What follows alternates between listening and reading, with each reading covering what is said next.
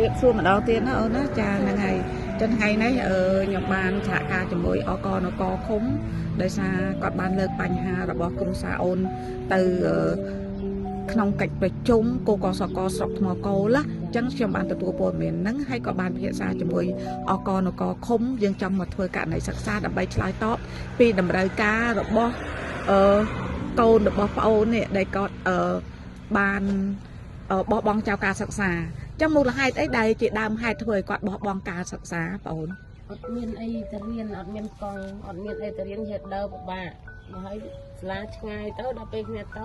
ម៉ាក់អើយខ្ញុំមកដល់ហត់ណាស់ខ្ញុំជឿទៅចឹងខាងឪពុកគាត់មានមុខរបរអីបងអូនដើររកត្រីតិចតិចរកត្រីណាចឹងអូនអាយុប៉ុន្មានហើយងាកមកប្អូនវិញសុំសួរ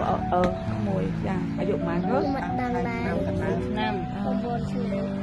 មើលមូលហេតុអីបានធ្វើឲ្យអូនឯងបោះបង់អត់ទៅរៀនណាកូនដោយសារព្រោះអីស្លាឆ្ងាយខ្ជិតដើរទៅអើយស្លាឆ្ងាយអត់មានកង់ជីទៅហត់ពេកថាឈប់រៀនមកដោយចឹងថ្ងៃនេះក្មួយមានខកកម្លាំងមួយដែរដែលបានចូលរួមទទួលនៅការជួយឧបត្ថម្ភក្នុងការឲ្យចូលរៀនវិញណាកូនចឹងឥឡូវអ្នកគ្រូបានកង់បានសម្ភារបំពាក់ដើម្បីឲ្យកូនបានបន្តការចូលរៀនវិញចឹងអ្នកគ្រូចង់ដឹងថាតើកូនចង់រៀនទេចង់ឲ្យការបដិញ្ញាចិត្តរបស់កូនមិនបោះបង់ទៀតឬក៏អត់ទេបានសម្ភារៈអ្នកគ្រូជួយអីចឹងអត់ទេជារៀនបើបានកង់ហើយនៅខំតសូវរៀនធ្វើមិនឲ្យ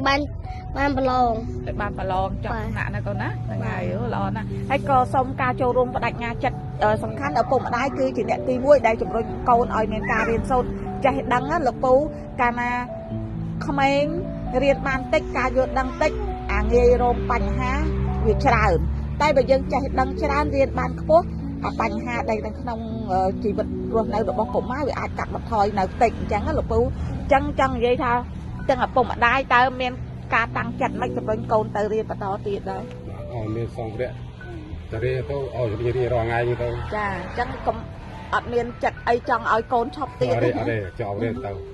ទៀតចាំមិនដែរម្ដាយចង់ឲ្យវារៀនឲ្យបានជាប់បានគង់គួរទៅឲ្យមានចំណេះចេះដឹងទៅតាមម្ដាយម៉ែឪល្ងងហើយកុំឲ្យកូនល្ងងដូចម្ដាយចាចង់ឲ្យកូនបានរៀនបានចេះដឹងចាអរគុណច្រើនអញ្ចឹងមានអាជ្ញាធរដែរដីជាសាក្សីនៅទីនេះណាការបដិញ្ញាចិត្តរបស់ពុកម្ដាយជំរុញឲ្យកូនបានចូលរៀនចាអរគុណច្រើនអញ្ចឹងខ្ញុំមានតែប៉ុណ្្នឹងឯងចាអរគុណ